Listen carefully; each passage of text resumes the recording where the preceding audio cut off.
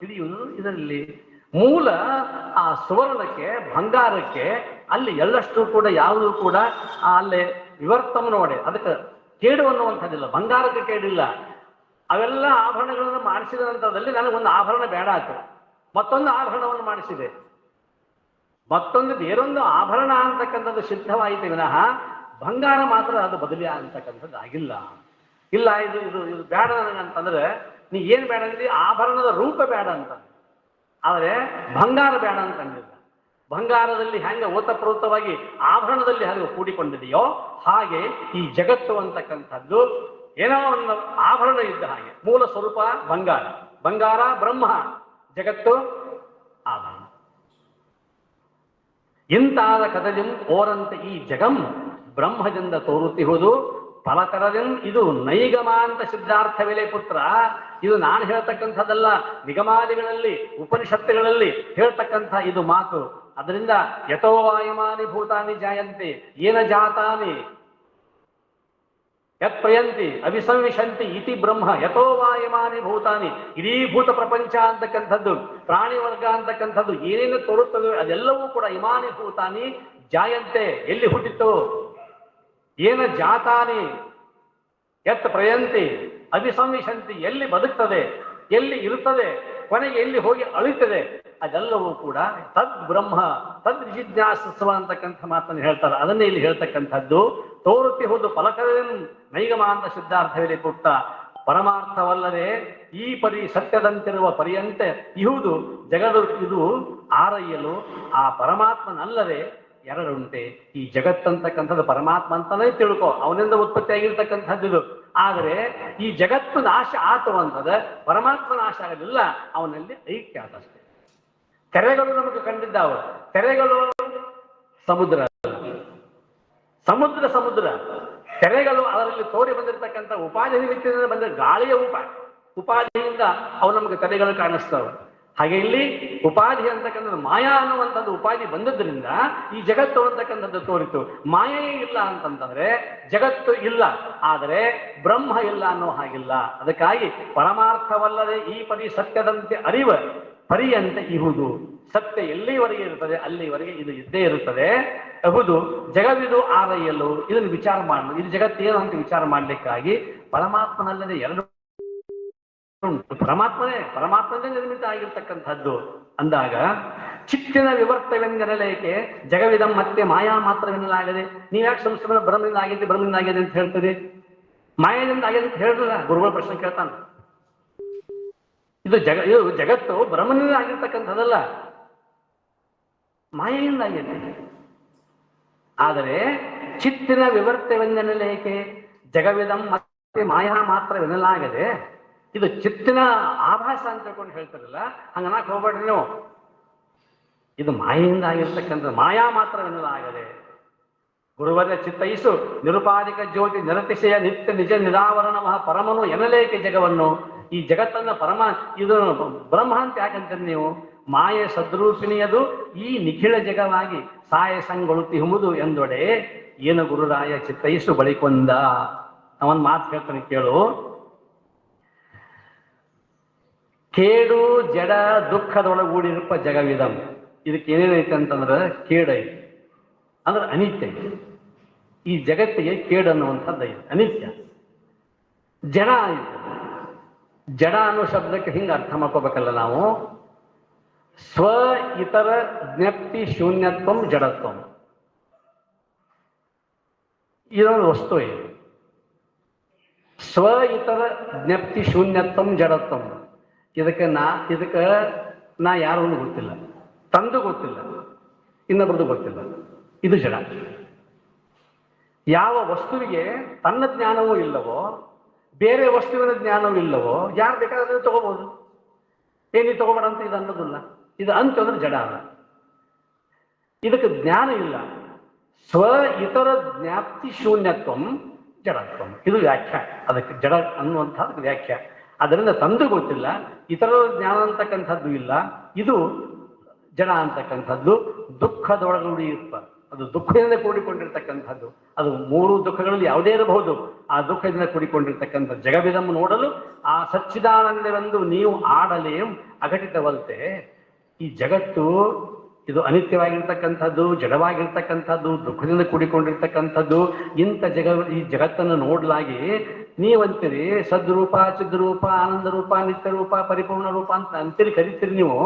ಮತ್ತು ಅದರ ಸ್ವರೂಪ ಅದಾಗಿತ್ತಂದ್ರೆ, ಜಗತ್ತು ಅದರಿಂದ ಉತ್ಪತ್ತಿ ಆಗಿತ್ತಂದ್ರೆ ಅದರ ಲಕ್ಷಣ ಇದಕ್ಕೆ ಇರ್ಬೇಕಾಗಿತ್ತು. ಇದು ಕೇಡ ಐತಿ, ಇದಕ್ಕೆ ನಾಶ ಐತಿ, ಇದು ಜಡ ಅಂತಕ್ಕಂಥದ್ದಿದೆ. ಹೀಗೆ ಹೇಳಕ್ಕಾಗಿ ನೀವೆಂದ ತರನಾದೊಡೆ ಆವಾವ ವಿಕೃತಿ ಮತ್ತಾವಾವ ಹಾನಿಯನ್ನು ಚಿತ್ತಿಗೆನಬೇಹುದು ಓವಿ ಗುರುವರೇ ಕರುಣಿಸುವುದು. ನೀವೊಂದು ಕೆಲಸ ಮಾಡ್ರಿ, ಇವೇನು ನಾಶತ್ವಗಳದಾವಲ್ಲ, ಇನ್ನೂ ಈ ಕೇಡು, ಜಡ, ದುಃಖ ಅನ್ನುವಂಥದ್ದಾವಲ್ಲ, ಇದನ್ನು ಬಿಟ್ಟು ಏನಾದರೂ ಈ ಜಗತ್ತಿನ ಲಕ್ಷಣಗಳು ಆ ಪರಬ್ರಹ್ಮನಿಗೆ ಅದಾವನು ಅನ್ನುವಂಥ ಪ್ರಶ್ನೆ. ಅವಾಗ ಸತ್ಯನಿಸಿ ಜಗದ ಉಪಾದಾನ ಮುಂದಿಲ್ಲಾಗಿ ಚಿತ್ತಿನವೆಂದು ವಿವರ್ತವೆಂದೆನಬೇಹುದು. ನೀವು ಸುಮ್ಮನೆ ಆಟ ಪ್ರಶ್ನೆ ಮಾಡಕ್ ಹೋಗ್ಬೇಡ, ಶಿಷ್ಯ ಹೇಳ್ತಾರ ಅವರು. ಸರಿಯಾಗಿ ನೀವು ತಿಳ್ಕೊ. ಏನು ಅಂತ ಕೇಳಿದ್ರೆ, ಸತ್ಯನಿಸಿ, ಸದ್ರೂಪವೆನಿಸಿ, ಚಿದ್ರೂಪವೆನಿಸಿ, ಆನಂದ ರೂಪವೆನಿಸಿರ್ತಕ್ಕಂತಹ ಜಗತ್ ಉಪಾದಾನ ಮುಂದಿಲ್ಲಾಗಿ ಚಿತ್ತಿನ ವಿವರ್ತವೆಂದೆನಬೇಹುದು. ಜಗತ್ತಿಗೆ ಉಪಾದಾನ ಕಾರಣ ಬ್ರಹ್ಮ ಅಂತ ಅನ್ನಕ್ಕೆ ಹೋಗ್ಬೇಡ. ಬ್ರಹ್ಮ ಉಪಾದಾನ ಕಾರಣ ಅಂತಂದ್ರೆ ಮಣ್ಣು ಉಪಾದಾನ ಕಾರಣ ಘಟ ನಿರ್ಮಾಣಕ್ಕೆ. ಮಣ್ಣು ಘಟ ಆಯ್ತು ಅಂತಂದ್ರೆ ಮತ್ತೆ ಮಣ್ಣಿಗೆ ಅಸ್ತಿತ್ವ ಇಲ್ಲ. ಹಂಗೆ ಬ್ರಹ್ಮ ಕೆಟ್ಟು ಜಗತ್ತಾಗಿದೆ ಅಂತ ತಿಳ್ಕೊಳಕ್ ಹೋಗ್ಬೇಡ. ಬ್ರಹ್ಮನ ಸಾನ್ನಿಧ್ಯದಲ್ಲಿ ಮಾಯಾ ಉಪಾಧಿಯಿಂದ ತ್ರಿಗುಣಗಳಿಂದ ಕೂಡಿರ್ತಕ್ಕಂಥ ಜಗತ್ತು ಅಂತಕ್ಕಂಥದ್ದು ಉತ್ಪತ್ತಿಯಾಗಿದೆ. ಎಲೆ ಮಗನೇ ಕೇಳ, ನಿನ್ನ ಚಲುವ ಚೋದ್ಯಕ್ಕೆ ನಾನು ಒಲಿದು ಪರಿಹಾರವನ್ನು ಅರುಪುವುದು. ನಿನ್ನ ಸುಂದರವಾಗಿರ್ತಕ್ಕಂಥ ಪ್ರಶ್ನೆಗೆ ನಾನು ಪರಿಹಾರವನ್ನು ಕೊಡ್ತೇನೆ. ಸರ್ವ ಸುಲಭ ಗುರುವಿಂತ ಬೆಸಸಿದನು. ಪರಮಾತ್ಮನಿಂದ ಅನ್ಯ ಪರಮಾರ್ಥವಾಗಿ ಸುಸ್ಥಿರ ನಿற்பುದು ಒಂದನ್ನು ಅರಿಯಲಿಲ್ಲ ಆಗಿ ಆ ಪರಮಾತ್ಮನು ಅಖಿಳವೆನಬೇಕು. ಈ ಪರಮಾತ್ಮನಿಂದ ಉತ್ಪತ್ತಿಯಾಗಿರ್ತಕ್ಕಂಥ ಜಗತ್ತು ಅದು ಪರಮಾತ್ಮ ಅಂತಂದ್ರೆ ಇದಕ್ಕೆ ಅನೇಕ ದೋಷಗಳು ಬರ್ತಾವೆ. ಹಾಗಾಗುವುದಿಲ್ಲ. ಬೇರೊಂದು ಸತ್ತಾಗಿ ತೋರುತ್ತಿರುವುದೇನೆ, ಈ ಜಗತ್ತಿಗೆ ಮತ್ತೊಂದು ಬೇರೆ ಸದ್ರೂಪ ಅಂತಕ್ಕಂಥದ್ದು ಏನು ತಿಳ್ಕೊಳ್ಳಿಕ್ಕೆ ಹೋಗಬೇಡ. ಏನೇ ವೇದ ಸಾರುವ ಅದ್ವೈತ ಸಂಪಾದನಕ್ಕೆ ಬಲು ದೂರ ಒಪ್ಪುವುದಾಗಿ ತರದಿಲ್ಲ. ವೇದ ಹೇಳ್ತದ, ಏನ್ ಹೇಳ್ತದ? ಏಕಂ ಏವ ಅದ್ವಿತೀಯಂ ಬ್ರಹ್ಮ. ಇದು ಒಂದೇ ಒಂದಿರ್ತಕ್ಕಂಥದ್ದು ಸದ್ರೂಪವಾಗಿರ್ತಕ್ಕಂಥ ವಸ್ತು. ಏನು? ಏಕಮೇವ ಅದ್ವಿತೀಯಂ ಬ್ರಹ್ಮ, ಒಂದೇ ಒಂದಾಗಿರ್ತಕ್ಕಂಥ ವಸ್ತು. ಆದೊಡೆ ಈ ಸಕಲದೊಳಗ ಆದ ವಿಕೃತಿಗಳಿಂದ ಅನಾದಿ ಚಿತ್ತಿಂಗೆ ಬಾಧೆ ಇಲ್ಲೆಂದು ನೀನು ಆಧರಿಸಿ ಕೇಳಲು ಬರೆಯುವೆನು. ಹೇಳ್ತೇನೆ ಕೇಳು. ಹಾವಿನ ಉದಯವು ಅಸ್ತವು ಆ ಲೇವಣಕ್ಕಿಲ್ಲ. ಲೇವಣ ಅಂದ್ರೆ ಹಗ್ಗ. ಲೇವಣ ಅಂದ್ರೆ ಹಗ್ಗ. ಹಾವಿನ ಉದಯ ಅಸ್ತವು ಆ ಲೇವಣಕ್ಕಿಲ್ಲ. ಒಂದು ಹಗ್ಗ ಬಿದ್ದಿತ್ತು. ಹಗ್ಗ ಬಿದ್ದದದು. ರೈತ ತಾನೇ ಹಗ್ಗ ಒಗದಾನ. ಸಾಯಂಕಾಲ ಬರುವ ಹೊತ್ತಿನೊಳಗ ಆ ಹಗ್ಗ ಬಿದ್ದದ್ದು ಅವನು ಗೊತ್ತಿಲ್ಲ. ಸಾಯಂಕಾಲ ಬರುವಾಗ ಅದು ಹಗ್ಗ ಬಿದ್ದದ್ದು ಹಾವಿನ ಆಕಾರದಲ್ಲಿ ಬಿದ್ದದ್ದು. ಆದರೆ ಅವ ಏನ್ ತಿಳ್ಕೊಂಡ? ಇದು ಹಾವು. ಆದರೆ ಹಾವು ತೋರಿದ್ದೆಲ್ಲಿ? ಹಗ್ಗದ ಆಶ್ರಯದಲ್ಲಿ. ಹಗ್ಗದ ಆಶ್ರಯ ಇರ್ಲಿಕ್ಕಂದ್ರೆ ಹಾವು ತೋರುತ್ತಿದ್ದಿಲ್ಲ. ಆದ್ರೆ ಇದು ಹಗ್ಗ ಅನ್ನುವಂಥ ಜ್ಞಾನ ಮೊದಲು ಅವನಿಗಿಲ್ಲ. ಅವನು ಕೈಯಾಗಿದ್ದಾಗಿತ್ತು. ಅನೇಕ ಹಗ್ಗಗಳು ಇದ್ದು, ಒಂದು ಹಗ್ಗ ಬಿದ್ದಿತ್ತು. ಆ ಹಗ್ಗ ಬಿದ್ದಿದ್ದು ಗೊತ್ತಿದ್ದಿಲ್ಲ. ಸಾಯಂಕಾಲ ಬರುವ ಹೊತ್ತಿನೊಳಗೆ ನಸುಗತ್ತಲೆ ಆಗಿತ್ತು. ಆ ನಸುಗತ್ತಲೆಯಲ್ಲಿ ಹಗ್ಗ ಹಾವಾಗಿ ತೋರಿದೆ. ಹಾವಿನ ಉದಯ ಅಸ್ತವು ಆ ಲೇವಣಕ್ಕಿಲ್ಲ. ಹಾವಿನ ಅಸ್ತ ಉದಯ ಅಂತಂತಂದ್ರೆ ಹಾವು ಅನ್ನುವಂಥ ಭಾವ ಉತ್ಪತ್ತಿ ಆಯಿತು. ಆ ನಂತರದಲ್ಲಿ ಅಸ್ತ ಆಯಿತು. ಅಂದ್ರೆ ಹಾವು ಅಲ್ಲ ಅನ್ನುವಂಥ ಜ್ಞಾನ ಆಯಿತು. ಹಾವು ಅಲ್ಲ ಅನ್ನುವಂಥ ಜ್ಞಾನ ಯಾವಾಗ ಆಯಿತು? ಬೆಳಕು ಯಾವಾಗ ಅಲ್ಲಿ ಬಿತ್ತೋ, ಟಾರ್ಚ್ ಯಾವಾಗ ತೊಗೊಂಡು ಬಂದು ಮೊದಲ 4 ಮಂದಿ ಕೂಡಿ ಬಡ್ದಾರ. ಏನ್ ಬಡ್ದ್ರಿ? ಹಗ್ಗನೇ ಬಡ್ದಾರ. ಹಾವು ಯಾರೂ ಬಡ್ದಿಲ್ಲ. ಭಾವದಲ್ಲಿ ಏನಿತ್ತು? ಹಾವು ಬಡಿಲಕ್ಕೆ ಹತ್ತೀವಿ ಅನ್ನುವಂಥ ಜ್ಞಾನ ಐತೆ ಅವರಿಗೆ. ಆದರೆ ಹಾವು ಬಡಿತಾ ಇಲ್ಲ. ಬಡಿತಾ ಇರೋದು ಹಗ್ಗವನ್ನು. ಎದರ ಆಶ್ರಯದಲ್ಲಿ? ಹಗ್ಗದ ಆಶ್ರಯದಲ್ಲಿ ಹಾವನ್ನು ಬಡಿತಾ ಇದ್ದಾರೆ. ಅಜ್ಞಾನದ ಆಶ್ರಯ ಅವರಿಗೆ. ಭ್ರಮ ಆಗಿದೆ ಅವರಿಗೆ. ಭ್ರಮ, ಭ್ರಾಂತಿ, ವಿವರ್ತ. ಹಗ್ಗ ವಿವರ್ತವಾಗಿ ಸರ್ಪವಾಗಿ ಕಂಡಿದೆ. ಹಗ್ಗದ ವಿವರ್ತವೇ ಹಾವು ಅಂತಕ್ಕಂಥ ಆಭಾಸ ಆಗಿದೆ. ಆಭಾಸವಾಗಿರ್ತಕ್ಕಂಥ ಆ ಹಾವನ್ನ ಬಡಿದ್ರು. ಆದರೆ ಯಾರೋ ಒಬ್ರು ಪುಣ್ಯಾತ್ಮರು ಬೆಳಕು ತೊಗೊಂಬಂದ್ರು, ಟಾರ್ಚ್ ತೊಗೊಂಬಂದ್ರು. ಅದನ್ನ ನೋಡ್ತಾರೆ, ಅದು ಏನಲ್ಲ? ಹಾವಲ್ಲ. ಹಾವಿನ ಉದಯ ಅಸ್ತವು ಆ ಲೇವಣಕ್ಕಿಲ್ಲ. ಲೇವಣದ ಹಗ್ಗ. ಆ ಲೇವಣದಳು ಆದ ತೆರನಂತೆ ಲೋಕಂ ಚಿತಾವಲಂಬನದಳು ಇಹುದೈಷೆ. ಈ ಜಗತ್ತು ಹೆಂಗದ ಅಂತ ಕೇಳಿದ್ರೆ ಬ್ರಹ್ಮದ ಆಶ್ರಯದಲ್ಲಿ ಐತಷ್ಟೇ.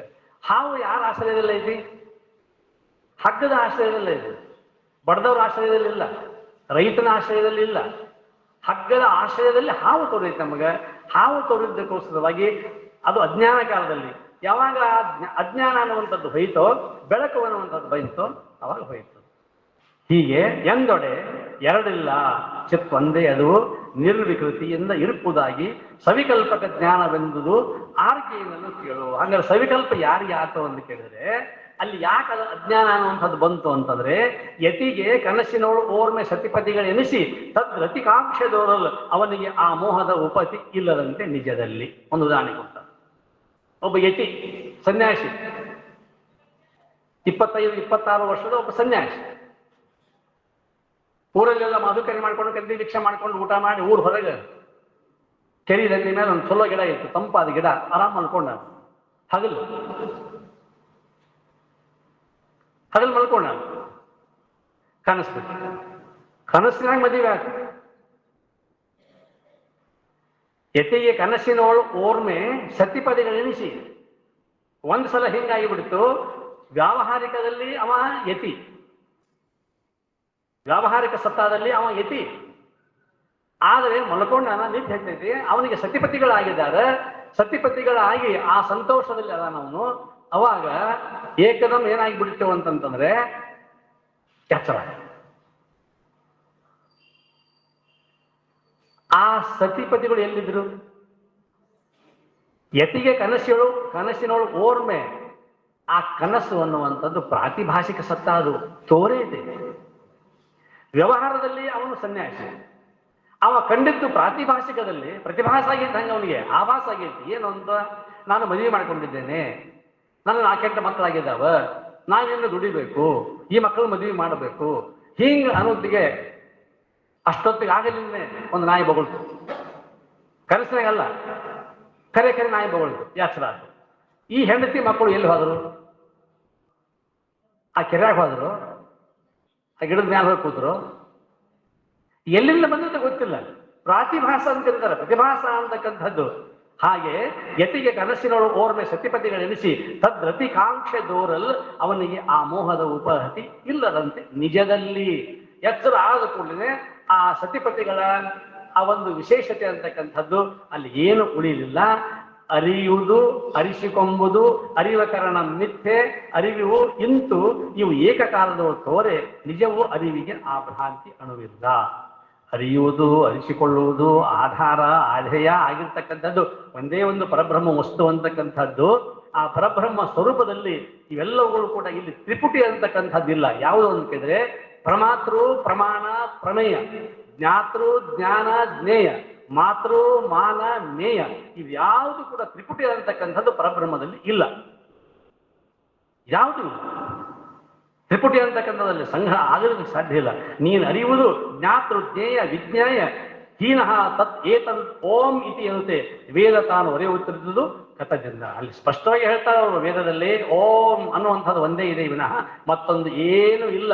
ಆದರೆ ಆ ಓಮದಲ್ಲಿರ್ತಕ್ಕಂಥ ಸೃಷ್ಟಿ ಸ್ಥಿತಿ ಲಯ ಅಂತಕ್ಕಂಥದ್ದು ಸತ್ವಗುಣ ರಜೋಗುಣ ತಮಗುಣದಿಂದಾಗಿ ಜಗತ್ತಿನ ಉತ್ಪತ್ತಿ ಆಗಿ ವಿನಃ ಮೂಲದಲ್ಲಿ ಇರ್ತಕ್ಕಂಥ ಓಂ ಅಂತಕ್ಕಂಥದ್ರಲ್ಲಿ ಯಾವುದು ಕೂಡ ಅಲ್ಲಿ ಏನೂ ಇಲ್ಲ.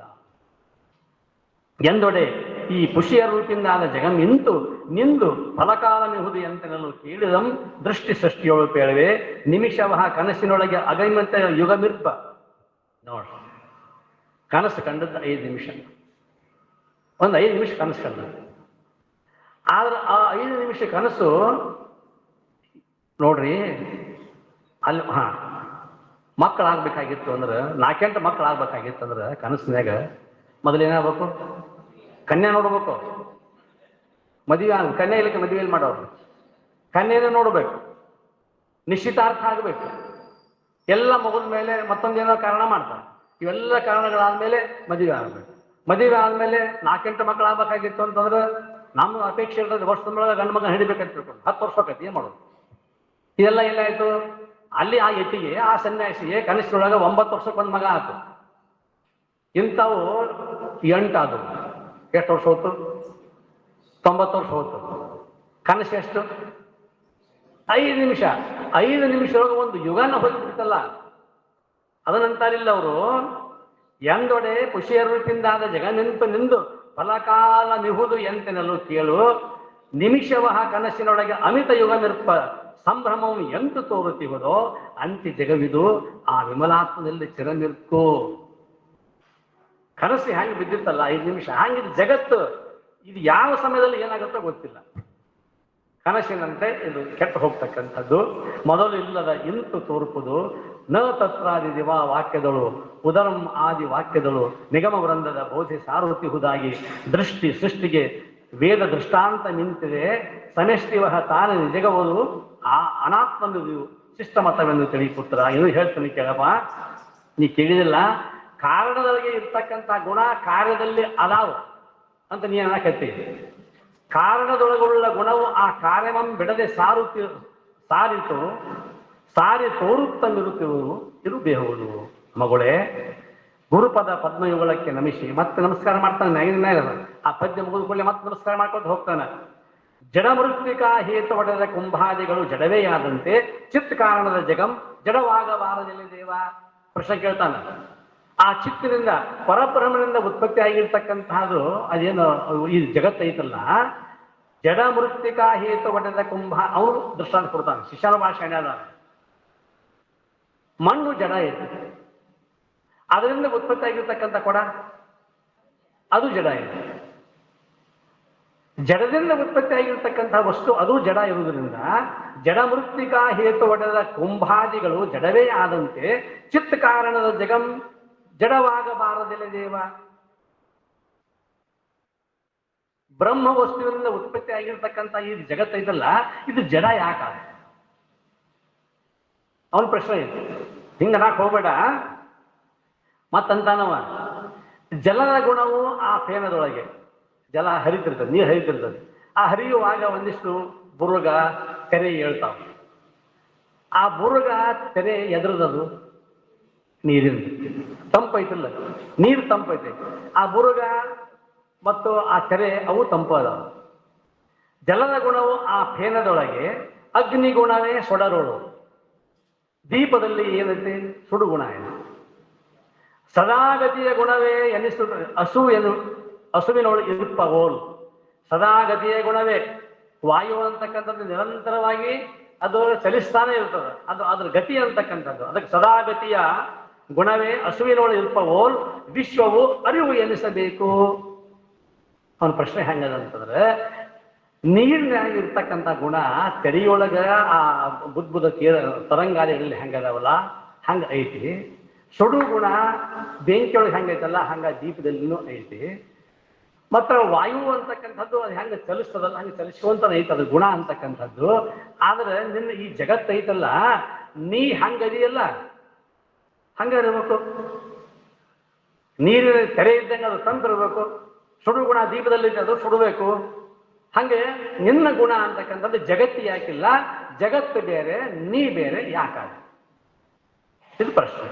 ಗುರುವರ್ಯ, ನೀವೇ ನಿಜ ಕರುಣದಿಂದ ಈ ವಿಮತಿ ಪರಿಹರಿಸುವಂತೆ ಪರಮಾರ್ಥಮಂ ಪೇಳಿ ಪರೆಯುವುದು ಎಂದು ಎರಗಿದನು ಸೋನು. ಇದನ್ನೇ ಇದು ಮುಗಿಸಬೇಕಿದನ್ನೀಗ. ಇದು ಮುಗಿಸ್ತಾನ ಬಸವರಾಜನವರೇ. ಇನ್ನೂ ಸ್ವಲ್ಪ ಶಿಷ್ಯ ಬರಿಕೆ ನಾನು ಗುರುವಿಗೆ ಮಲು ಹಾಕೊಂಡು ಕೂತಾನೀಗ. ಒಂಥರಹ ಏನೋ ಒಂದು ಮಲು. ಚಿತ್ತು ಉಪಾದಾನ ಕಾರಣವಾದೊಡಂ ಜಗವು ಅಚಿತ್ತನಿಸಿ ತೋರ್ಪುದು ಅವಿವೇಕದಿಂದ. ಈಗ ಹೇಳ್ತಾನ, ಇಷ್ಟು ತಾನೇ ಹೇಳಿಲ್ಲ ಗುರು. ಅದು ಉತ್ತರ ಹೇಳ್ತಾನೆ, ಸೂತ್ರದಲ್ಲಿ ಹೇಳ್ತಾನೆ.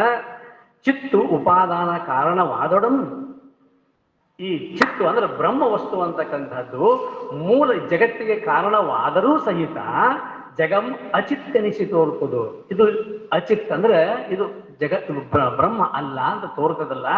ಎದರಿಂದ ತೋರಿಕಂತಂದ್ರೆ ಅವಿವೇಕದಿಂದ, ನಿನ್ನ ಅಜ್ಞಾನದಿಂದ. ಹಾವು ತೋರಿದ್ದು ಎದರಿಂದ? ನಿನ್ನ ಅಜ್ಞಾನದಿಂದ. ಬ್ರಹ್ಮಕಾಲದಲ್ಲಿ ನಿನಗೆ ಭ್ರಾಂತಿ ಜ್ಞಾನ ಅಂತಕ್ಕಂಥದ್ದಾಗಿದ್ದರಿಂದ ನಿನಗಲ್ಲಿ ಹಾವು ಕಂಡದ್ದೆ. ಹಾವು ಅಲ್ಲದು. ಹಗ್ಗ.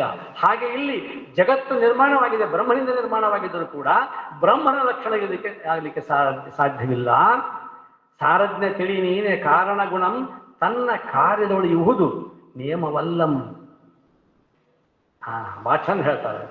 ಕಾರಣದೊಳಗಿನ ಗುಣ ಕಾರ್ಯದಲ್ಲಿ ಇರಬೇಕಂತೇನೇನಿಲ್ಲ.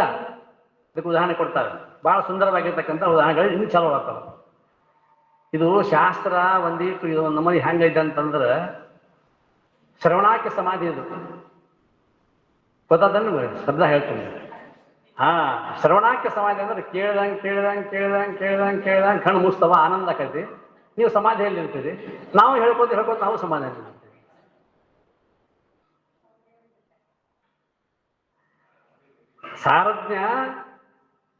ಸಾರಜ್ಞ ಅಂತಂತಂದ್ರೆ ನಾನು ಹೇಳಿರ್ತಕ್ಕಂಥ ಎಲ್ಲ ಅನುಭವ ಸಾರದ ಜ್ಞಾನವನ್ನು ಮಾಡಿಕೊಂಡಿರ್ತಕ್ಕಂತಹ ಪರಮ ಪುರುಷೋತ್ತಮನಾಗಿರ್ತಕ್ಕಂಥ ಶಿಷ್ಯನೇ ನೀ ತಿಳ್ಕೊ. ಕಾರಣ ಗುಣಂ ತನ್ನ ಕಾರ್ಯದೊಳು ಇಹುದು ನಿಯಮವಲ್ಲ. ಕಾರಣದ ಗುಣಗಳೆಲ್ಲವೂ ಕೂಡ ಕಾರ್ಯದಲ್ಲಿ ಇರಬೇಕಂತೇನಿಲ್ಲ. ಅದಕ್ಕೆ ಉದಾಹರಣೆ ಕೊಡ್ತಾರೆ. ಏನು ಅಂತ ಕೇಳಿದ್ರೆ, ದಧಿ ಕ್ಷೀರ ಪ್ರಸೂನ ಫಲದಂತೆ. ಮೊಸರು ಆಗ್ಬೇಕಾಗಿತ್ತಂದ್ರೆ ಹಾಲು ಉಪಾದಾನ ಕಾರಣ. ಹಾಲಿನಿಂದ ಮೊಸರು ಆಗೈತಂದ್ರೆ ಮೊಸರಿನೊಳಗ ಹಾಲಿನ ಗುಣ ಇರ್ಬೇಕಂತ ನೀ ಯಾಕೆ ಗಂಡು ಬಿದ್ದೀನಿ ನನಗೆ ಗುರು ಅಂತ. ದಧಿ ಕ್ಷೀರ ಪ್ರಸೂನ ಫಲದಂತೆ. ಪ್ರಸೂನ ಫಲ ಅಂತಂತಂದ್ರೆ ಮಾವಿನ ಗಿಡದ ಹೂ. ಆ ಹೂ ತಿಂದು ನೋಡ್ರಿ, ಆ ಮುಗುಳು ತಿಂದು ನೋಡ್ರಿ ಹೆಂಗಿರ್ತದೆ.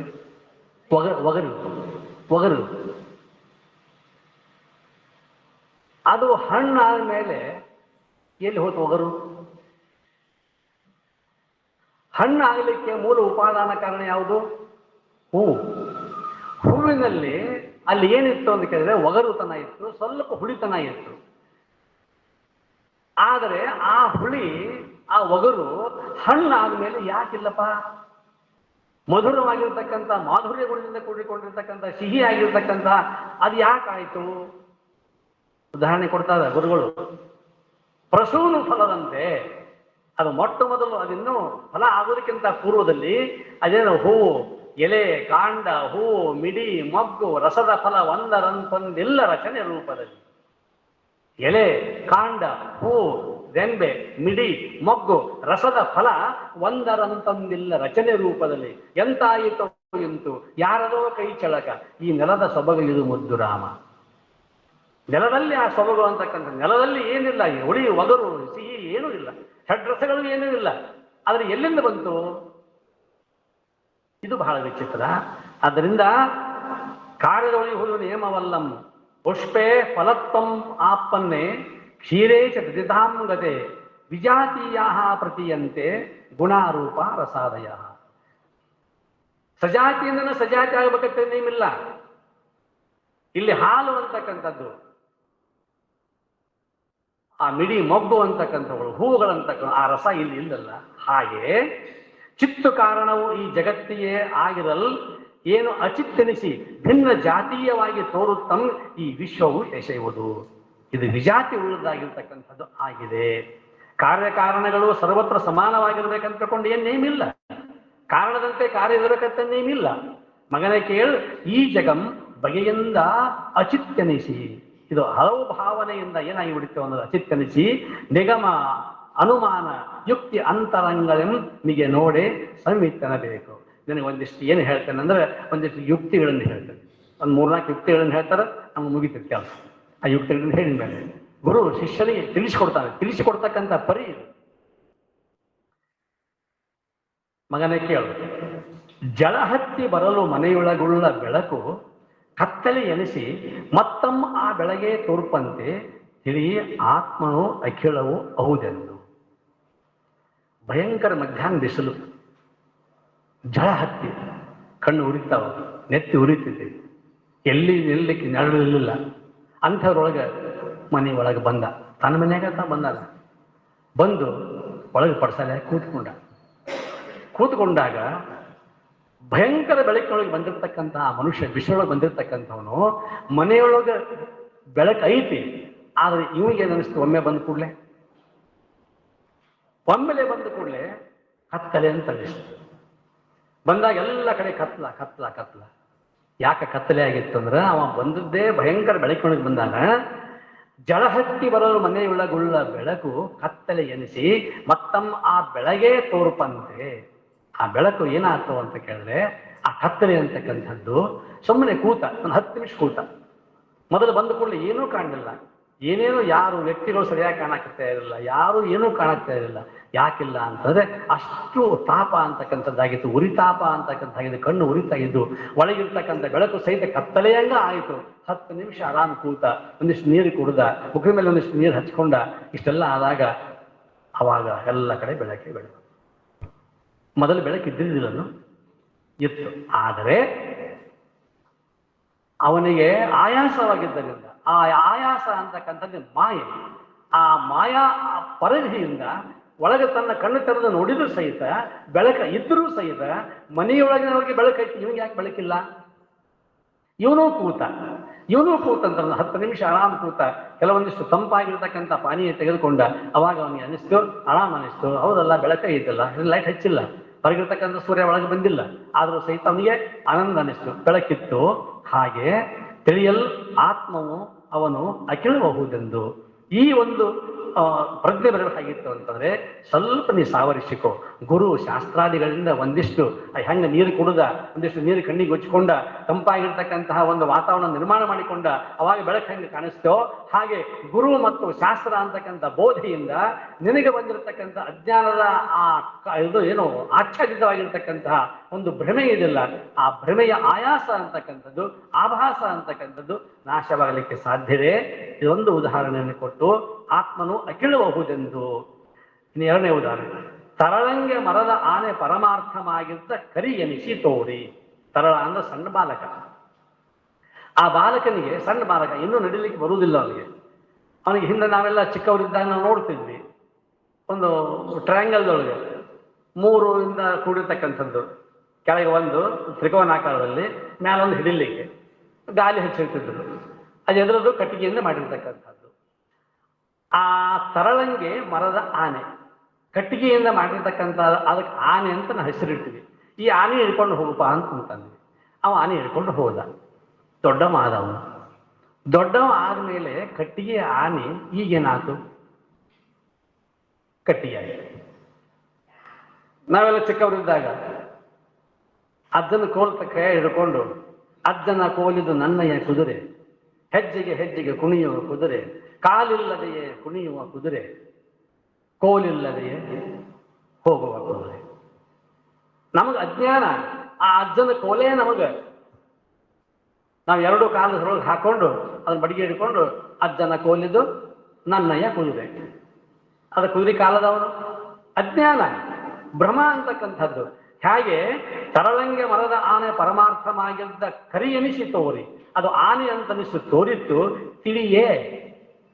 ಅವನಿಗೆ ತಿಳುವಳಿಕೆ ಬಂದ ನಂತರದಲ್ಲಿ, ಜ್ಞಾನ ಆದ ನಂತರದಲ್ಲಿ, ದೊಡ್ಡವ ಆದ ನಂತರದಲ್ಲಿ, ಮರ ನೆನೆಸುತ್ತಿಹ ಪರಿಯಂತೆ ವಿಶ್ವವರಿವೈಸೆ, ಅದು ಕಟ್ಟಿಗೆ ಆಗಿ ಪರಿಣಮಿಸಿತು. ಮತ್ತೊಂದು, ಜಗವೆಂಬ ತೆರೆ ಮೀರಿ ನಿಗೆ ಚಿತ್ತ ಯೋನಿಧಿಯೋಳು ಒಗೆದು ಅಲ್ಲಿ ಅಡಗುತ್ತಿಹುದಾಗಿ ಮಧ್ಯದೋಳು ಬಗೆಯುವುದು ಎಂತೂ ಅರಿವಿಗೆ ಎರೆದಂದು. ಜಗವೆಂಬ ತೆರೆ ಮೀರಿ ನಿಗೆ ಚಿತ್ತ ಯೋನಿಧಿಯೋಳು, ಸಮುದ್ರದಲ್ಲಿ ಎದ್ದಿರ್ತಕ್ಕಂಥ ಅನೇಕ ಅಲೆಗಳು ಅಲ್ಲೇ ಸಮುದ್ರದಲ್ಲಿಯೇ ಅಡಕವಾಗಿ ಬಿಡ್ತಾವಲ್ಲ, ಅದು ನೋಡಾಕ ನಮಗೆ ಎಂತೆಂತ ದೊಡ್ಡ ತೆರೆ ಅಲ್ಲ, ಅದು ಸಮುದ್ರದ ಒಂದು ಭಾಗ ಅಂತಕ್ಕಂಥದ್ದು. ಸಮುದ್ರವೇ ವಿಕಾರಗೊಂಡು ತೆರೆಯ ರೂಪದಲ್ಲಿ ಹರಿತಕ್ಕಂಥದ್ದು. ಆದ್ದರಿಂದ ಅದು ನಿನಗೆ ಆ ರೀತಿ ಆಗಿರ್ತಕ್ಕಂಥದ್ದು. ಎಂತು ಅರಿವಿಗೆ ಎರವೆಂದು ಈ ನಿಖಿಳವು ಆತ್ಮಂಗೆ ತಾನು ಅನ್ಯವೆನೆಲೆಗೆ ಭಾನು ನಿಹುದಾದ ಕಥದಿಂದ ಎಂತಂದೊಡೆ ಜ್ಞಾನದಂತೆಂಬುದು ಅನುಮಾನ. ಇಲ್ಲಿ ಯುಕ್ತಿ ಹೇಳಿದ, ಒಂದು 3 ಯುಕ್ತಿ ಹೇಳಿದ. ಯುಕ್ತಿ ಅಂತಂದ್ರೆ ಮಗು ಊಟ ಮಾಡಲೇ ಇದ್ದಾಗ ಹೊರಗೆ ಕುಂದಿರಿಸಿಕೊಂಡು ಬಾಲಚಂದ್ರನ ತೋರಿಸಿಕೊಂಡು ಚಂದಮಾಮ ಅದ ನೋಡಲಿ ಅಂತ ತಿಳ್ಕೊಂಡು ಹೇಳಿ ಚಂದ್ರನ ಬಗ್ಗೆ ಅನೇಕ ಪ್ರಕಾರವಾಗಿರ್ತಕ್ಕಂಥ ಕಥೆ ಉಪಕಥೆಗಳನ್ನು ಹೇಳ್ಕೊಂತ ಆಕೆ ಉದ್ದೇಶ ಏನು? ಮಗುವಿನ ಹೊಟ್ಟೆ ತುಂಬಬೇಕು. ಅವ ಊಟ ಮಾಡ್ತಾ ಇಲ್ಲ, ಹಠ ಮಾಡ್ತಾನ. ಆವಾಗ ಚಂದ್ರನ ಬಗ್ಗೆ ಏನೇನೋ ಹೇಳ್ಕೊಂತ ಕಥೆಗಳನ್ನು ಹೇಳೋದು, ಕಟ್ಟು ಕಥೆಗಳು, ಕಲ್ಪನಾ ಕಥೆಗಳು, ಅವೆಲ್ಲಗಳನ್ನು ಹೇಳಿ ಆಗ ಅವ ಪ್ರಶ್ನೆ ಮಾಡ್ಕೊಂತಿರ್ತಾನೆ. ಆದ್ರೆ ಊಟದ ಕಡೆ ಜ್ಞಾನ ಇರುವುದಿಲ್ಲ. ನಾನು ಎಷ್ಟು ಊಟ ಮಾಡ್ತೇನೆ ಗೊತ್ತಿರಂಗಿಲ್ಲ, ಆದ್ರೆ ತಟ್ಟೆಯನ್ನು ಖಾಲಿ ಮಾಡಿರ್ತಾಳ ತಾಯಿ. ಹೆಂಗ ಯುಕ್ತಿ, ಏನು ಯುಕ್ತಿ? ಚಂದ್ರ ಅಂತಕ್ಕಂಥದ್ದು ಯುಕ್ತಿ. ಅವನ ಕಥೆಯನ್ನು ಹೇಳಿ ಹೇಳಿ ಹೇಳಿ ಹೊಟ್ಟೆ ತುಂಬಿಸ್ತಾಳೋ ಹಾಗೆ ಇಲ್ಲಿ ಒಂದು ಯುಕ್ತಿಯಿಂದ ನಿಜಗುಣ ಶಿವಿಗಳು ಶಿಷ್ಯನಿಗೆ ಉಪದೇಶ ಅಂತಕ್ಕಂಥದ್ದನ್ನು ಮಾಡಿ ಈ ರೀತಿಯಾಗಿರ್ತಕ್ಕಂಥ ಉದಾಹರಣೆಗಳನ್ನು ಹೇಳಿ, ಇನ್ನು ಅನುಮಾನ ದೃಷ್ಟಿಯಿಂದ ನನಗೆ ಹೇಳ್ತೇನೆ ಅಂತ ತಿಳ್ಕೊಂಡು ಹೇಳಿ ಕೆಲವೊಂದು ಅನುಮಾನ ಪ್ರಮಾಣವನ್ನು ಕೊಡ್ತಾರೆ. ಇಲ್ಲಿ ಅನುಮಾನ ಪ್ರಮಾಣ ಅಂತಂತಂದ್ರೆ ಅನುಮಾನ ಪ್ರಮಾಣದಲ್ಲಿ ಪ್ರತಿಜ್ಞಾ, ಹೇತು, ದೃಷ್ಟಾಂತ ಅಂತಕ್ಕಂಥ 3 ಪ್ರಕ್ರಿಯೆಗಳು ಬರ್ತಾವೆ. ಪ್ರತಿಜ್ಞಾ ಅಂತಂತಂದ್ರೆ ಇಲ್ಲಿ ಏನು ಅಂತ ಕೇಳಿದ್ರೆ ಪರ್ವತೋ ವನ್ಯಮಾನ್, ಪರ್ವತೋ ವನ್ಯಮಾನ್. ಪ್ರತಿಜ್ಞಾ ಅಂತಂದ್ರೆ ತನ್ನ ಮುಂದಿನ ಕರ್ತವ್ಯವನ್ನ ತಿಳಿಸ್ತಕ್ಕಂತಹ ಒಂದು ವಾಕ್ಯಕ್ಕೆ ಅದಕ್ಕೆ ಪ್ರತಿಜ್ಞಾ ಅಂತ ಕರೀತಾರೆ. ತನ್ನ ಮುಂದಿನ ಪ್ರತಿಜ್ಞೆ ಏನು? ಪರ್ವತೋ ವನ್ಯಮಾನ್. ಪರ್ವತವು ಹೊಗೆಯಿಂದ ಕೂಡಿಕೊಂಡಿದೆ. ಪರ್ವತೋ ವನ್ಯಮಾನ್ ಇದು ಪ್ರತಿಜ್ಞವಾಗಿದೆ. ಹೇತು ಏನು? ಯಾವ ದೃಷ್ಟಿಯಿಂದ ಹೇಳ್ತೀಪ ನೀನು? ಪರ್ವತ ಬೆಂಕಿಯಿಂದ ಕೂಡಿಕೊಂಡಿದೆ ಅಂತ ತಿಳ್ಕೊಂಡು ಹೇಳಿದಿ. ಏನು ಅನುಮಾನ ಮಾಡಬೇಕು? ಹೇತು ಏನು? ಧೂಮತ್ವಾತ್. ಧೂಮತ್ವಾತ್ ಹೊಗೆ. ಧೂಮತ್ವ ಅನ್ನುವಂಥದ್ದು ಹೇತು ಅಂತಕ್ಕಂಥದ್ದು. ಮೊದಲನೇದು ಪ್ರತಿಜ್ಞಾ, ಪರ್ವತೋ ವನ್ಯಮಾನ್. ಎರಡನೇದ್ದು ಹೇತು ಯಾವುದು ಅಂತ ಕೇಳಿದ್ರೆ ಹೊಗೆ ಅಂತ. ಅದನ್ನೆಲ್ಲ ಆರೋಪ ಮಾಡ್ಕೊಳ್ತೇವೆ. ಅಲ್ಲಿ ಹೊಗೆ ಬರ್ತದಂದ್ಮೇಲೆ ಅಲ್ಲಿ ಏನೈತಿ? ಬೆಂಕಿ ಇರಲೇಬೇಕು. ಅದಕ್ಕಾಗಿ ದೃಷ್ಟಾಂತ ಏನು? ದೃಷ್ಟಾಂತ ಅಂತಂದ್ರೆ ವಾದಿ ಪ್ರತಿವಾದಿ ಇಬ್ರು ಒಪ್ತಕ್ಕಂಥ ಉದಾಹರಣೆಗೆ ದೃಷ್ಟಾಂತ ಅಂತ ಕರೀತಾರೆ. ವಾದಿನೂ ಒಪ್ಪಬೇಕು, ಪ್ರತಿವಾದಿನೂ ಒಪ್ಪಬೇಕು. ಇದು ದೃಷ್ಟಾಂತ. ಇಲ್ಲಿ ಪ್ರತಿಜ್ಞಾ, ಹೇತು, ದೃಷ್ಟಾಂತ ಅಂತಕ್ಕಂಥ 3 ಪ್ರಕ್ರಿಯೆಗಳು ಅನುಮಾನ ಪ್ರಮಾಣದಲ್ಲಿ ಬರ್ತವೆ. ಆದ್ದರಿಂದ ಶಿಷ್ಯನೇ ಕೇಳು, ಪರ್ವತೋ ವನ್ಯಮಾನ್ ಧೂಮತ್ವಾತ್ ಯಥಾ ಮಹಾನಸಃ. ದೃಷ್ಟಾಂತ ಅಡಿಗೆ ಮನೆ. ಅಡಿಗೆ ಮನೆಯಲ್ಲಿ ಬೆಳಕಿಂಡಿಯೊಳಗೆ ಹೊಗೆ ಬರ್ತಿತ್ತು ಅಂತಂತಂದ್ರೆ ಇಲ್ಲಿ ಒಲಿ ಹಚ್ಚಿದ್ದಾರೆ, ಅಡಿಗೆ ಮಾಡ್ತಾ ಇದ್ದಾರೆ. ಪರ್ವತೋ ವನ್ಯಮಾನ್, ಪರ್ವತದಲ್ಲಿ ಅಲ್ಲಿ ಬೆಂಕಿ ಐತಿ, ಅದು ದೂರದಲ್ಲಿದೆ ಪರ್ವತ. ನಾನು ಇಲ್ಲಿದ್ದೇನೆ, ಬೆಂಕಿ ಕಂಡಿಲ್ಲ. ಕಂಡದ್ದು ಯಾವುದು? ಹೊಗೆ. ಹೊಗೆಯಿಂದ ನಾನು ಬೆಂಕಿಯನ್ನು ನಾನು ಆರೋಪ ಮಾಡಿಕೊಳ್ತೇನೋ, ಪ್ರತಿಜ್ಞೆಯನ್ನು ಮಾಡಿಕೊಳ್ತೇನೋ, ಹಾಗೆ ಇಲ್ಲಿಯೂ ಕೂಡ ಯಥಾ ಮಹಾನಸಃ. ಮಹಾನಸ ಅಂದ್ರೆ ಅಡಿಗೆ ಮನೆ. ಅಡಿಗೆ ಮನೆಯಲ್ಲಿ ಬೆಳಕಿಂಡಿಯಲ್ಲಿ ಬರ್ತಕ್ಕಂಥ ಹೊಗೆಗಿಂಡಿಯಲ್ಲಿ ಬರ್ತಕ್ಕಂಥ ಹೊಗೆಯನ್ನು ನೋಡಿಕೊಂಡು ಅಲ್ಲಿ ಅಡಿಗೆ ಮಾಡ್ತಾ ಇದ್ದಾರೆ, ಬೆಂಕಿಯನ್ನು ಹಚ್ಚಿದ್ದಾರೆ ಅಂತ ಹೇಳ್ಕೊಂಡು ನಾವು ತಿಳ್ಕೊಳ್ತೇವೆ. ಹಾಗೆ ಆ ರೀತಿಯಾಗಿರ್ತಕ್ಕಂತಹ ಅನುಮಾನ ಪ್ರಮಾಣದ ಮೂಲಕವಾಗಿ ನನಗೆ ಹೇಳ್ತೇನೆ, ಏನಾತ್ಮನೋಳು ಭಿನ್ನ ತಾನಿಲ್ಲವೋ ಅದಕ್ಕೆ ತತ್ ಜ್ಞಾನತ್ವಂ ಇಲ್ಲವೆನ್ನಲ್ ಗಗನ ಪ್ರಸೂನದಂತೆ ಎಂಬುದು ಅನುಮಾನ. ನೋಡಪ್ಪ, ನಿನಗೆ ಕೆಲವೊಂದು ದೃಷ್ಟಾಂತಗಳನ್ನು ಹೇಳ್ತೇನೆ. ಏನು ಅಂತ ಕೇಳಿದ್ರೆ ಗಗನ ಕುಸುಮ, ಆಕಾಶದ ಹೂವು. ಗಿಡ ಹಚ್ಚಿಲ್ಲ, ಆಕಾಶದ ಹೂವು. ಇನ್ನೊಂದು ವಂದ್ಯಾಪುತ್ರ. ವಂದ್ಯಾಪುತ್ರ ಮೊನ್ನೆ ದವಾಖಾನೆಯೊಳಗೆ ಒಬ್ಬ ಬಂಜೆ ಹೆಣ್ಮಗಳು 4 ಮಕ್ಕಳನ್ನ ಹಡಿದ್ರು. ಏನನ್ನಿಸ್ತದೆ ನಿಮ್ಗ? ನಂಬಲಿಕ್ಕೆ ಆಗೋದಿಲ್ಲ. ಸತ್ತಿಗಿದು ಭಿನ್ನವೆನಿಸುತ್ತಿರೋದು ತನ್ಮಯಂಬೆತ್ತು ಕಾಣಿಸುವುದಾಗಿ ಮೃತ್ ಅನನ್ಯಮಂ ಹೊತ್ತ ಘಟದಂತೆ ಇದು ಅನುಮಾನ. ನೋಡಪ್ಪ, ಅಲ್ಲೇ ಅದು ಇರ್ಲಿಕ್ಕೆ ಸಾಧ್ಯವಿಲ್ಲ. ಹಾಗ ಗಗನ ಕುಸುಮ ಅಂತಕ್ಕಂಥದ್ದು, ವಂದ್ಯಾಪುತ್ರ ಅಂತಕ್ಕಂಥದ್ದು, ಸ್ಥಾಣುಚೋರ ಅಂತಕ್ಕಂಥದ್ದು. ಸ್ಥಾಣುಚೋರ ಅಂದ್ರೆ ಮೋಟ ಮರದಲ್ಲಿ ಕಳ್ಳ, ಶಶವಿಷಾಣ, ಮೊಲದ ಕೋಡುಗಳು, ಇವೆಲ್ಲ ಅಸಾಧ್ಯವಾಗಿರ್ತಕ್ಕಂಥವು. ಹಾಗೆ ಇದೇನಲ್ಲ ಬ್ರಹ್ಮ ಅಂತಕ್ಕಂಥದ್ದು. ಇದು ಮಣ್ಣಿನಿಂದ ಘಟ ಯಾವ ರೀತಿ ಆಗಿದೆಯೋ, ಮಣ್ಣು ಓತಪ್ರೋತವಾಗಿ ಘಟದಲ್ಲಿ ಹೇಗಿದೆಯೋ ಹಾಗೆ ಓತಪ್ರೋತವಾಗಿ ಬ್ರಹ್ಮ ಅಂತಕ್ಕಂಥ ವಸ್ತು ಜಗತ್ತಿನಲ್ಲಿ ವ್ಯಾಪಿಸಿಕೊಂಡಿದ್ದಾರೆ. ಈ ವಿವರ್ತಕಂ, ಇದಕ್ಕೆ ನನಗೆ ಉದಾಹರಣೆ ಹೇಳ್ತೇನೆ. ಏನು ಅಂತ ಕೇಳಿದ್ರೆ ಸತ್ ಏವ ಸೌಮ್ಯ ಇತಿ. ಸದೇವ ಸೌಮ್ಯ ಸತ್ ಏವ. ಹಿಂದೆ ಏನಿತ್ತು ಅಂತಂದು ಕೇಳಿದ್ರೆ ಭೂತಕಾಲದಲ್ಲಿಯೂ ಕೂಡ, ಭೂತ ವರ್ತಮಾನ ಭವಿಷ್ಯತ್ ಕಾಲದಲ್ಲಿ ಇರ್ತಕ್ಕಂಥದ್ದು, 3 ಕಾಲದಲ್ಲಿ ಇರ್ತಕ್ಕಂಥದ್ದು ಬ್ರಹ್ಮ ವಸ್ತು ಅಂತಕ್ಕಂಥದ್ದು. ಕಾಲ ಕಾಲಕ್ಕೆ ಬದಲಾಗಿ ನಾಶ ಆಗ್ತಕ್ಕಂಥದ್ದು ಜಗತ್ತು ಅನ್ನುವಂಥದ್ದು. ಭೂತವು, ಆ ಭುವನವು, ಆ ಜಾತವು, ಆ ಜಾಯಮಾನವು, ಎಲ್ಲ ತತ್ವವೆಲ್ಲವೂ ಆತ್ಮನೆಂದು ಇಹ ನಿಗಮ ಜಾತದರ್ಥವನ್ನೇ ತಿಳಿಯುವಂತೆ. ಇದು ಕಾರಣಂ ಲೋಕದ ಉದಯವು, ಆ ಶಿವಜೀವರ ಉದಯವು, ಆ ಬ್ರಹ್ಮದಳು ಕಲ್ಪಿತಾಕಾರದ ಉದಯವೆಂದು ಅರಿಯದು ಎಲೆ ಶಿವನು. ಇದು ನೋಡಪ್ಪ, ಆ ಬ್ರಹ್ಮನನ್ನ ಕಲ್ಪಿತ ಅಂತ ತಿಳ್ಕೊಳ್ಳೋಕೆ ಹೋಗಬೇಡ. ಜಗತ್ತು ಅನ್ನುವಂಥದ್ದು ಬ್ರಹ್ಮನ ಕಲ್ಪಿತವಾಗಿರ್ತಕ್ಕಂಥ ವಸ್ತು. ಇದು ಇಲ್ಲಿ ಏನೇನಾದವ ಅಂತ ಕೇಳಿದರೆ, ಆದ್ರೆ ಒಂದು ತಿಳ್ಕೋ, ಮಮ ಏವ ಅಂಶಃ ಜೀವಲೋಕೆ ಜೀವಭೂತ ಸನಾತನ. ನನ್ನ ಅಂಶ ಅಂತ ತಿಳ್ಕೊಂಡು ಕೃಷ್ಣ ಪರಮಾತ್ಮ ನೇರವಾಗಿ ಹೇಳ್ತಾನೆ ಅಂತಂದ್ಮೇಲೆ ಅದು ಅವನ ಅಂಶಿಕವಾಗಿರ್ತಕ್ಕಂಥದ್ದು. ಇದು ಮಧ್ಯದಲ್ಲಿ ಬಂದಿರತಕ್ಕಂಥದ್ದು ಮಾಯೆ ಅನ್ನುವಂಥ ಉಪಾಧಿಯಿಂದ ಅಜ್ಞಾನ, ಭ್ರಮ, ಆಭಾಸ ಅಂತಕ್ಕಂಥದ್ದು ಬಂದಿದ್ರಿಂದ ಇದು ನಿನಗೆ ಈ ರೀತಿಯಾಗಿ ಕಾಣಿಸ್ತಾ ಇದೆ. ಇಲ್ಲಿ ಏನೇನು ಉದಯ ಅಂತ ಕೇಳಿದ್ರೆ, ಇದು ಕಾರಣಂ ಜಗತ್ತು ಲೋಕದ ಉದಯವು ಅಂದ್ರೆ ಜಗತ್ತಿನ ಉದಯ, ಶಿವ ಜೀವರ ಉದಯ, ಆ ಬ್ರಹ್ಮದಳು ಕಲ್ಪಿತಾಕಾರದ ಉದಯವೆಂದು ಅರಿಯದು ಎನೆ ಸೋನು. ಮಗನೇ, ಶಿಷ್ಯನೇ, ಸೋನು ಕೇಳು, ಇದೆಲ್ಲವುಗಳು ಕೂಡ ಜಗತ್ತು, ಜೀವ, ಶಿವ ಇದು ಕಲ್ಪಿತ, ಆದರೆ ನಿಜವಾಗಿರ್ತಕ್ಕಂಥದ್ದು ಅಲ್ಲ. ಇಂತು ಯುಕ್ತಿ ಅನುಮಾನ ಸಂತತಿಗಳೊಡನೆ ಶ್ರುತಿ ಮುಂತಾಗಿ ವಿಶ್ವವು ಏನೆಂಬ ಶಂಕೆ ಬಿಡು ಅಂತೂ ಒಲಿದು ಬೇಡಿದನು ಇದರಲ್ಲಿ. ನೋಡಪ್ಪ, ನಿನಗೆ ಯುಕ್ತಿಯನ್ನು ಹೇಳಿದೆ, ಅನುಮಾನವನ್ನು ಹೇಳಿದೆ, ಶ್ರುತಿ ವಾಕ್ಯಗಳನ್ನು ಹೇಳಿದೆ, ಮೂರು ಕಾಲದ್ದು ಹೇಳಿದೆ. ಇಷ್ಟೆಲ್ಲ ಆಗ್ಬೇಕಾಗಿತ್ತು ಅಂತ ಕೇಳಿದರೆ ಇದು ಮಾಯೆಯಿಂದ ಆಚ್ಛಾದನೆಗೊಂಡಿರ್ತಕ್ಕಂಥದ್ದೇ ವಿನಃ ಇದು ಬ್ರಹ್ಮನಿಂದ ನೇರವಾಗಿ ಆಗಿರ್ತಕ್ಕಂಥದ್ದು ಅಲ್ಲ. ಆದರೆ ಬ್ರಹ್ಮ ಜಗವಾಗಲೂ ಬಲ್ಲ, ಶಿವ ಜಗವಾಗಲೂ ಬಲ್ಲ, ಜಗವಾಗದಿರಲೂ ಬಲ್ಲ ಅಂಥದ್ದು. ಆದರೆ ಇದು ಈ ಜಗತ್ತಿಗೆ ಕೇಡು ಅನ್ನುವಂಥದ್ದು ಇದೆ. ಯಾವಾಗಿದೆ ಅಂತ ಕೇಳಿದ್ರೆ, ಮಾಯೆ ಯಾವಾಗ ಮನಸ್ಸು ಮಾಡ್ತಾಳೋ ಅವಾಗಿದೆ. ಮಾಯೆ ಯಾವಾಗ ಮನಸ್ಸು ಮಾಡ್ತಾಳ ಅಂತಂತಂದ್ರೆ, ಮಾಯೆ ಅಂದ್ರೆ ನಾವು ತಿಳ್ಕೊಳ್ಬೇಕು, ಯಾವುದು ಇಲ್ಲವೋ ಅದು ಮಾಯೆ. ಇದು ಮೂಲ ಸಿದ್ಧಾಂತದ್ದು. ಮಾಯಾ ಅಂದ್ರೆ ಏನೂ ಅಲ್ಲ, ಯಾವುದು ಇಲ್ಲವೇ ಇಲ್ಲವೋ, ಅದಕ್ಕೆ ಅಸ್ತಿತ್ವವೇ ಇಲ್ಲವೋ ಅದು ಮಾಯೆ. ಇದು ಮಾಯಾ ಅನ್ನುವಂಥದ್ದು ಯಾವಾಗ ಹೋಗ್ಬೇಕು ಅಂತ ಕೇಳಿದ್ರೆ, ಯಥಾರ್ಥವಾಗಿರ್ತಕ್ಕಂಥ ಜ್ಞಾನ ಯಾವಾಗ ಆಗತ್ತಲ್ಲ ಅವಾಗ. ಬಸ್ ಸ್ಟ್ಯಾಂಡ್ನಾಗ ಒಬ್ಬ ಕೂಡಿದ, ಒಬ್ಬ ಮನುಷ್ಯ ಬರ್ತಿದ್ದ, ಮನೆಗೆ ಬರ್ತಿದ್ದ, ಅವನ ಜೋಡಿ ಮತ್ತೊಬ್ಬ ಬಂದ. ಬಸ್ ಸ್ಟ್ಯಾಂಡ್ನಾಗ ಒಬ್ಬ ಮನುಷ್ಯ, ನಾ ಬಂದೆ, ನನ್ನ ಜೋಡಿ ಮತ್ತೊಬ್ಬ ಬಂದ. ಮನೆಗೆ ಬಂದ ಕೂಡಲೇ ಹೆಂಡತಿ ಆಗಿರ್ತಕ್ಕಂಥವಳು ನನಗೂ ನೀರು ಕೊಟ್ಲು, ಅವಗೂ ನೀರು ಕೊಟ್ಲು. ನನಗೂ ಊಟ ಮಾಡಿಸಿದ್ಲು, ಅವಗೂ ಊಟ ಮಾಡಿಸಿದ್ಲು. ಆಕೆ ಏನು ತಿಳ್ಕೊಂಡಾಗ ಇವರೇ ಕರ್ಕೊಂಡ್ಬಂದಾರ ಅಂತ ತಿಳ್ಕೊಂಡು. ಮತ್ತೆ ಇವ ಏನು ತಿಳ್ಕೊಂಡ ಅಂತಂದ್ರೆ, ಇವಾಗ ನೀರು ಕೊಟ್ಟಾದ್ಮೇಲೆ ಈಕಿ ಸಂಬಂಧ ಯಾರು ಇರಬೇಕು, ಇವ್ರು ನೆಂಟರು ಇರಬೇಕು, ಅವ್ರ ಸಂಬಂಧಿಕರು ಇರ್ಬೇಕಂತ ತಿಳ್ಕೊಂಡು ಅವ ತಿಳ್ಕೊಂಡ.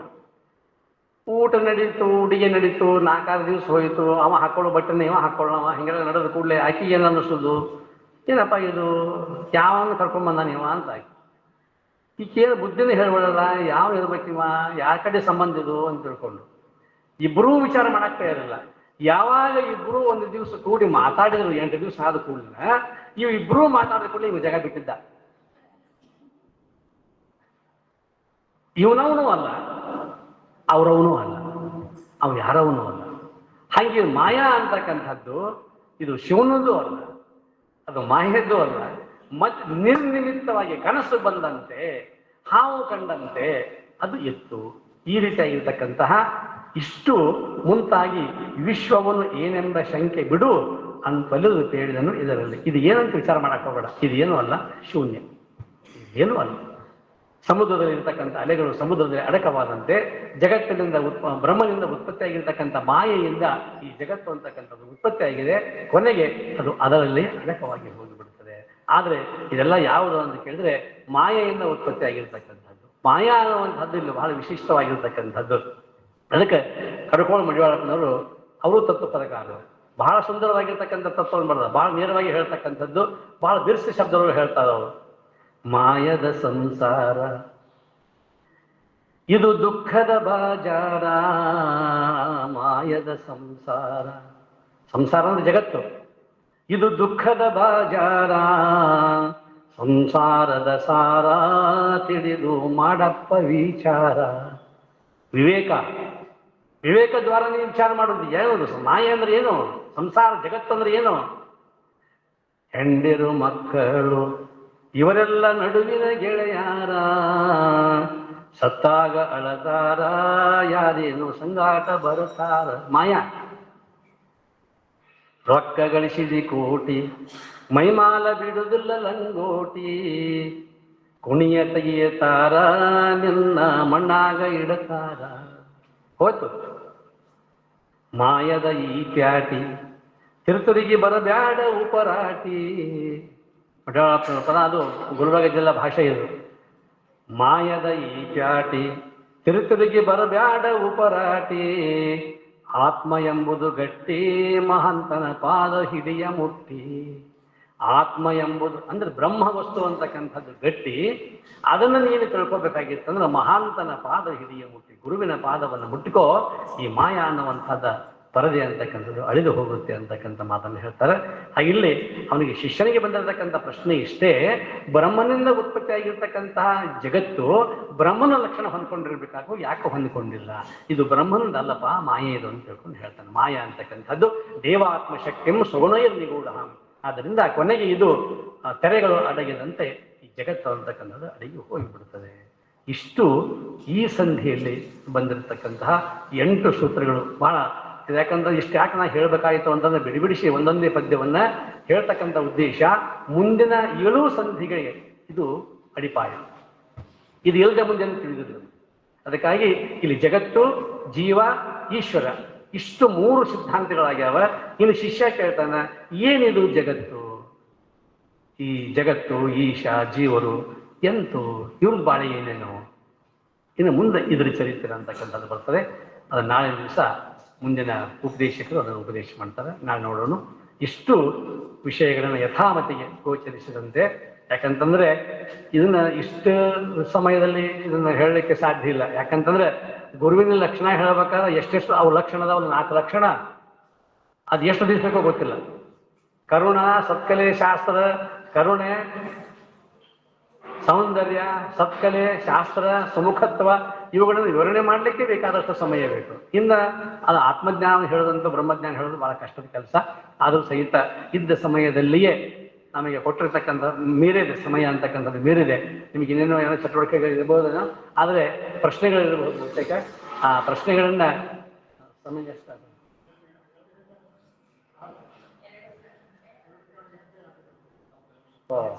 ಜಾಸ್ತಿನೇ ಆಗಿದೆ. ಕ್ಷಮಿಸಬೇಕು ಎಲ್ಲ ಅನುಭಾವಿಗಳು.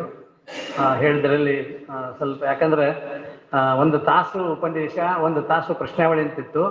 ಆದರೆ 8 ಸೂತ್ರಗಳಿದ್ದರಿಂದ ಅದನ್ನ ವಿವರವಾಗಿ ನಿಮಗೆ ಹೇಳಬೇಕಾಗಿರ್ತಕ್ಕಂಥ, ಯಾಕಂದ್ರೆ ಯುಕ್ತಿ, ಅನುಮಾನ, ದೃಷ್ಟಾಂತ ಆ 3ರಲ್ಲಿ ಇಷ್ಟೊಂದು ನಾವು ಹೇಳಬೇಕಾಗಿರ್ತಕ್ಕಂಥ ವಿಷಯ ಇತ್ತು. ಪ್ರಶ್ನೆಗಳೇನು?